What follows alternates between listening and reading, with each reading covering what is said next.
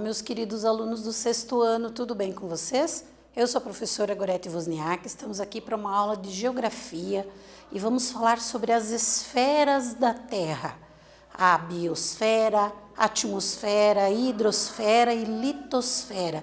Que características envolvem cada uma dessas áreas, cada uma dessas partes do planeta? Então, o objetivo da nossa aula de hoje é identificar características que diferem uma esfera da outra. O que cada uma delas tem de particular, de diferente, mas entender que elas estão interrelacionadas, que uma depende da outra. É bem importante a gente entender isso, porque quando eu penso no planeta Terra, eu não penso ele dividido em partes, ele é um todo, um conjunto. Mas para a gente estudar e entender melhor tudo isso, a gente separou ali por esferas, divide por partes para entender as características de cada uma delas. Então, o nosso objetivo hoje é justamente esse, identificar essas características particulares de cada esfera da Terra. E aí eu pergunto para vocês, o que é a hidrosfera? E qual a importância da biosfera? O que são essas duas esferas da Terra? Que características que elas têm? E o quanto elas são importantes para nós, seres humanos, para a organização ou para o desenvolvimento das nossas atividades? Será que nós fazemos parte de alguma delas? Será que nós usamos algum recurso de alguma dessas esferas da Terra? Então é importante conhecê-las justamente para a gente entender de onde vêm vários dos recursos, se não todos os recursos naturais que o ser humano utiliza. E hoje nós vamos falar bem aprofundadamente sobre a hidrosfera e sobre a biosfera, conhecendo as características. Lembrando que temos 4 esferas da Terra, 4 partes, cada uma delas com características diferentes. Então aqui a imagem vai trazer para nós justamente isso. Eu tenho a litosfera, que compreende toda a parte da superfície da crosta terrestre. É onde nós construímos nossas casas, fazemos as ruas, estradas, enfim. É no solo, né? Tudo isso é o conjunto que a gente chama litosfera, formada por rochas e minerais.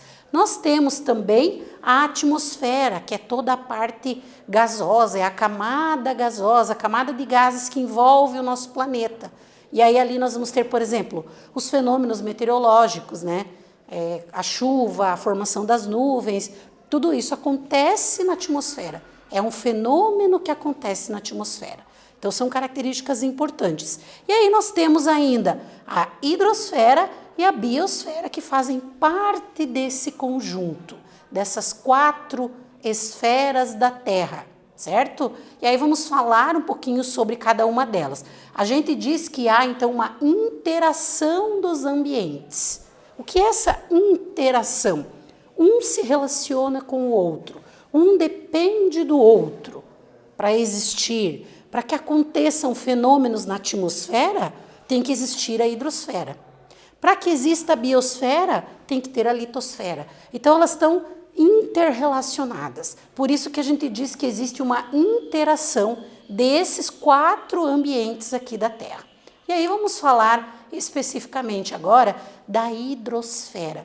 A hidrosfera é toda a parte de águas do nosso planeta. Então, só isso já nos leva a entender a importância dessa parte da Terra.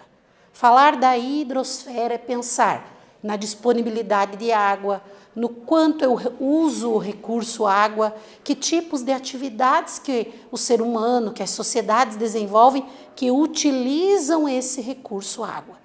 E muito do nosso planeta é formado por água, mas nós vamos ver bem certinho que parte dessa quantidade enorme de água do nosso planeta que nós usamos, certo? Quando eu falo hidrosfera, eu estou falando da esfera da água. Hidro é relacionado à água, certo? Então, tudo que tem água no nosso planeta, oceanos, mares, rios, lagos, tudo isso compreende a hidrosfera. Quando a gente fala e estuda a hidrosfera, a gente vai estudar essas características dessas partes que nós falamos. E aí aqui nós temos o ciclo da água. O ciclo da água é extremamente importante para a gente entender como a água circula no planeta. Então, existe um processo para que a água possa circular do planeta. Como que ele acontece? Ele inicia pelo Sol aquecendo as áreas que têm água. Essa água aquecida vai evaporar, vai subir para a atmosfera na forma de vapor. E aí esse vapor vai condensar e vai formar as nuvens. Essas nuvens vão acumulando partículas de água, vão ficando cada vez mais pesadas e vai chegar um momento que elas vão precipitar, cair, né? Precipitar é justamente isso. Ela vai despencar da atmosfera e vai chegar no solo de novo. Esse despencar, esse precipitar é a chuva, é a neve, é o granizo. Então são formas de precipitação, certo? Nessa relação aí da gente pensar como que a água circula.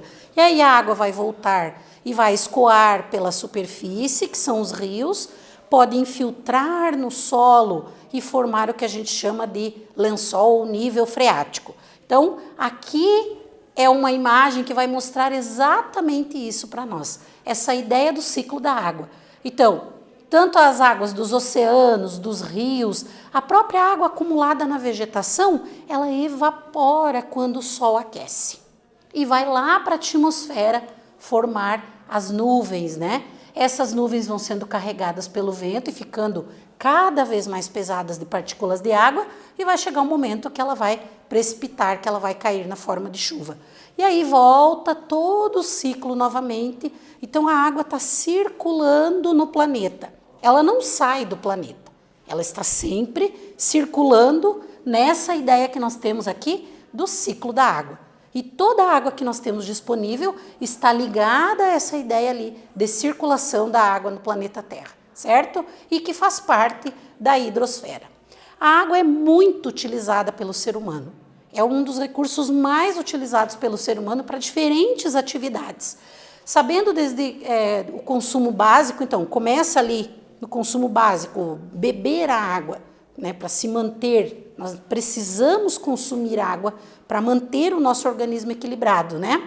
Até o uso para irrigação, por exemplo, nas lavouras, para geração de energia, a energia que nós usamos em nossas casas estão ligadas à água. Por quê? Porque é a partir da força da água que se gera essa energia. A pesca, o transporte, o esporte, tudo isso são exemplos da utilização da água. Então, olha quantas atividades ali nós podemos relacionar para a utilização da água. E aí aqui nós temos a distribuição da água no planeta. Como ela está distribuída? Eu trouxe um gráfico que ajuda a gente a entender. 97% da água da Terra é salgada. Tem uma quantidade de sais suspensas na água que dão um sabor de salgado nessa água, né? Por isso a gente diz água salgada. E só 2,5% desse total de água do planeta é do que a gente chama de água doce, né? Água doce é porque ela tem uma pequena quantidade ou muito menor quantidade de sais em suspensão, por isso ela não dá o sabor de salgado, que a gente chama ela de água doce, certo? Então, 97,5% de água salgada, 2,5% de água doce. Nesse 2,5% de água doce, nós temos ali distribuído água subterrânea, aquela que está no subsolo, né? Quando você cava um poço que vai verter água, de onde está vindo aquela água? Lá do subsolo. Como que ela se acumulou lá? A água da chuva que infiltrou no solo e que se acumulou lá no subsolo. Então vejam que aqui ainda estamos falando do ciclo da água, né? Nos glaciares, né, a parte congelada, 1,9%. Nos rios e lagos, 0,006%. E na atmosfera, 0,001%. Então, o que está mais próximo de nós, que são rios e lagos, compreende uma pequena quantidade da água doce do planeta. E é essa que nós usamos para diferentes atividades. Então, aqui a professora relacionou as características da água doce, da água salgada e da água potável. O que é a água doce? Tem baixa concentração de sal, sendo encontrada onde? Onde eu encontro essa água que chamo de doce? Nos rios, nos lagos, nos reservatórios, nos lençóis ou nos níveis freáticos, certo? E a água salgada, que tem uma maior concentração de sal. Por isso ela é salgada, ela dá esse sabor, né? E está nos oceanos e nos mares. É nestas áreas que nós vamos ter a água salgada, que é a maior parte da água do planeta, certo? E a água potável é aquela que possui condições adequadas para consumo. Para a gente consumir, a água tem que ser potável. Para consumir, para tomar banho, para lavar os nossos alimentos, por exemplo, ela tem que ser uma água potável, certo? Aqui a divisão entre as atividades humanas, quem mais consome água. A agricultura, com 70% do consumo para irrigação. Grandes áreas de plantação vão usar muita água para molhar as plantas, né? Então, a irrigação usa bastante água ali. Industrial, as indústrias utilizam 20% e o uso doméstico, que é o uso nas nossas casas, 10%. Então, a distribuição ali do consumo da água doce, em média, no planeta, né? E aí, a água é um bem indispensável para a sobrevivência. É importantíssimo para a sobrevivência. A gente diz que ele é um bem vital, ou seja, sem ele não há vida, certo? Para o desenvolvimento das atividades humanas, também. Nós vimos no gráfico anterior ali quantas atividades humanas que utilizam a água. E aí nós temos um consumo ali de 45 vezes mais água do que se consumia há 300 anos atrás. O aumento da população, a diversidade de atividades, tudo isso são fatores que vão levar a um consumo muito maior da água, certo? Ao aumento do consumo da água que nós temos disponível, certo? A agricultura é outro fator também que foi desenvolvido ao longo do tempo pela humanidade e também utiliza bastante água ali, certo? E aí, perguntinhas para vocês. Temos 2 perguntas, vocês vão ler com atenção, verificar o que está perguntando ali. Conhecendo a distribuição, o ciclo e como a água é usada pelas sociedades, escreva qual a importância de se preservar a qualidade desse recurso e qual é a porcentagem de água utilizada por diferentes setores. Então, pensem aí, leiam com atenção mais uma vez, respondam e nós já voltamos para corrigir.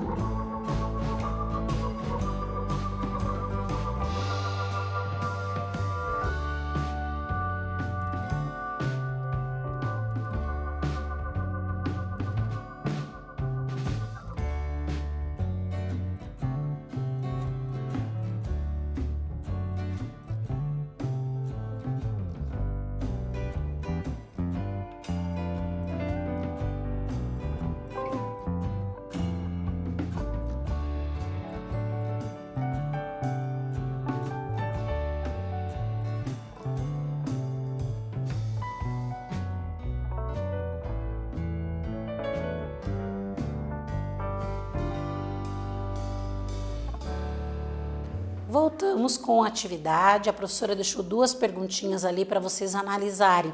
Dentro do que nós falamos, do que nós conversamos nesse início de aula, sobre o uso da água, sobre quantidade de água doce e água salgada que nós temos no planeta e quais atividades utilizam em maior quantidade o recurso água, sabendo que ele é indispensável para a vida, que ele é importantíssimo para manter a vida no planeta.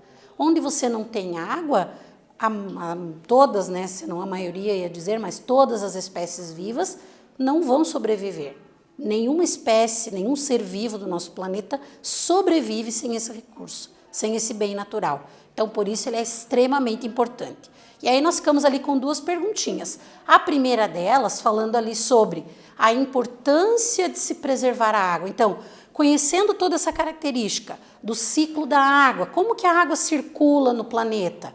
Então, ela é aquecida pelo sol, evapora, condensa e aí precipita, volta para os rios, para os lagos, para as áreas subterrâneas, né? E aí, de novo, vai ser aquecida, vai evaporar, vai condensar, e tudo isso faz com que essa água se renove, né? E que aqueles poluentes que estão, por exemplo, no rio ou no oceano, quando ela é aquecida e evapora e sobe para a atmosfera, ela não leva essa poluição junto. Então, ela vai estar renovada para ser reutilizada pelo próprio ser humano. Vejam o quanto é interessante todo esse equilíbrio natural do ciclo da água, é importantíssimo, né? E aí, então, essa ideia de preservação da qualidade da água, como podemos fazer isso? E qual é a porcentagem de utilização em cada setor, né? Então, as respostas ali. A água se renova através do ciclo hidrológico, que podemos chamar também de ciclo da água. No entanto, o uso exagerado sem consciência, a poluição e a contaminação podem diminuir a disponibilidade desse recurso. A quantidade de água no planeta é a mesma, porque ela não sai do planeta. Ela circula aqui no planeta pelo ciclo da água, mas a quantidade é a mesma. Ué, então não vai faltar água? O que interfere na falta ou na indisponibilidade de água para o ser humano e para as nossas atividades?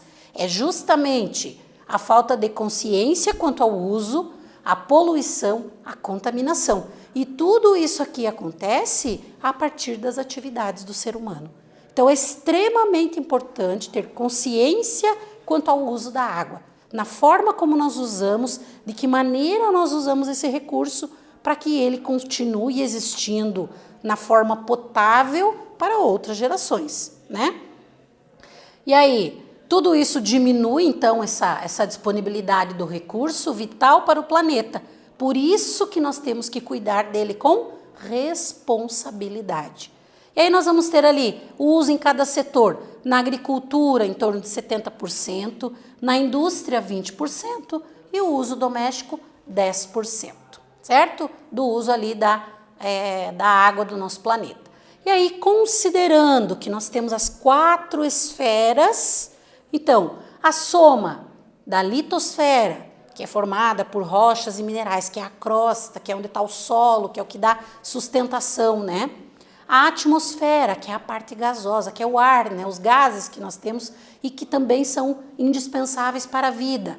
E a hidrosfera, que é a água, que é a porção de água do planeta, que é outro bem natural indispensável, nós vamos ter o que chamamos de biosfera. Então, somando essas esferas, ou as características dessas 3, permitem a existência da biosfera. Biosfera é a esfera da vida, é a parte da vida do planeta. Todas as espécies vivas estão dentro dessa esfera aqui para ser estudada. Então, a biosfera é a vida, é a esfera da vida, certo? E ela depende de todos esses fatores, da hidrosfera, atmosfera e litosfera, para existir no planeta, certo? A vida depende de tudo isso para existir no planeta. Então, a biosfera é representada pela existência dos seres vivos. Todos os seres vivos estão ligados a essa ideia de biosfera, né? Resultante da combinação de outros ambientes.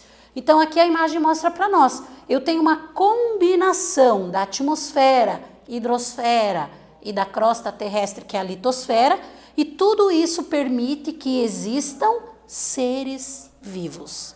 Por isso que ela é dependente das outras esferas também, como a gente tinha falado, né? Importantíssimo pensar. Então, aqui, a crosta, né, a litosfera, é onde nós plantamos, fazemos nossas casas, buscamos recursos minerais, por exemplo, que são utilizados pelo ser humano. A hidrosfera é a água, é a disponibilidade de água no planeta. A atmosfera é o ar que respiramos. E para existir a biosfera, eu preciso das outras. Por isso aquela ideia da inter-relação. Então elas estão interrelacionadas e uma depende da outra. A hidrosfera, por exemplo, depende da atmosfera para que o ciclo da água aconteça, né? A litosfera, para que as rochas, os minerais se alterem, se modifiquem com o passar do tempo, ela também depende dos gases da atmosfera e da água da hidrosfera. Então, está tudo interrelacionado, certo? E a biosfera faz parte desse conjunto ali. Os seres vivos fazem parte desse conjunto. Nós fazemos parte desse conjunto. E aí mais uma atividadezinha. Temos uma imagem aqui, uma foto, que traz para nós elementos das 4 esferas da Terra. Então nós conhecemos as 4 esferas, conhecemos as características de cada uma delas. Observando aqui, que elementos que eu tenho. Então aqui é na Ilha do Mel, a Praia do Farol. Esta foto é daquela região, daquela porção do espaço geográfico. Então, observando essa imagem aqui da Ilha do Mel, o que nós temos de características que compreendem cada uma das esferas terrestres? Vocês vão analisar, vão observar, vão escrever no caderno de vocês a resposta e a gente já volta para corrigir.